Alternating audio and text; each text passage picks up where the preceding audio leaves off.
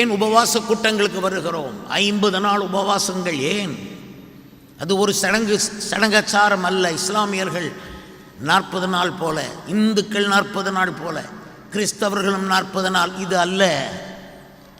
நாம் எந்த நாள் உபவாசம் பண்ணினாலும் நாம் என்னென்ன வாக்கு கொடுக்க வேண்டும் என்ற எண்ணத்தோடு தான் வந்து முழங்காலில் நின்று தேவனுக்கு உரிய வாக்கு தத்தங்களை முதலாவது கொடுக்க வேண்டும். தேவைப்பட்டால் அதை எழுதி வைத்துக் கொள்ள வேண்டும். இத்தனாம் தேதி நான் தேவனுக்கு இப்படி வாக்கு கொடுத்திருக்கிறேன் என்று. நாம் என்னென்ன வாக்கு தத்தங்களை தேவனுக்கு கொடுக்க வேண்டும் என்று நம்மை வழி நடத்தி நமக்கு உதவியாக இருக்கிறவர் பரிசுத்த ஆவியானவர்.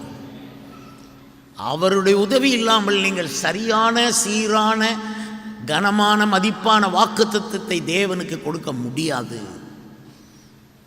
சில வாக்கு தத்தங்கள் 30, சில வாக்கு தத்தங்கள் 60, சில வாக்கு தத்தங்கள் 100 என்று கொடுக்க வேண்டியது இருக்கும். வாக்கு கொடாதவர்கள் பலவீனமான ஆட்கள். இந்த சபைக்கு நாம் வருகிறோம் என்றால் வாக்கு கொடுத்துத்தான் வர வேண்டும். சும்மா வந்து சும்மா போகிறவர்களாக இருக்கலாகாது. ஞான ஸ்நானம் எடுக்கிறவர்கள் தேவனுக்கு முன்பு நின்று வாக்கு கொடுத்து தண்ணீருக்குள் மூழ்கி எழும்பி வருகிறார்கள். உங்களையே கேட்டு பாருங்கள், நீங்கள் தேவனுக்கு என்ன வாக்கு பண்ணி இருக்கிறீர்கள் என்று. 2026 தொடங்கி போய்கொண்டு இருக்கிறது. தேவனுடைய வாக்கு தத்தம் உங்கள் மனதில் இருக்கும். ஆனால் நீங்கள் என்ன வாக்கு பண்ணினீர்கள்? நீ இன்று அவருக்கு வாக்கு பண்ணினாய், ஆகையால் அவரும் உனக்கு வாக்கு பண்ணி பூமியிலே உன்னை புகழ்ச்சியும் கீர்த்தியும் மகிமையுமாக வைப்பேன் என்று அவரும் வாக்கு கொடுக்கிறார்.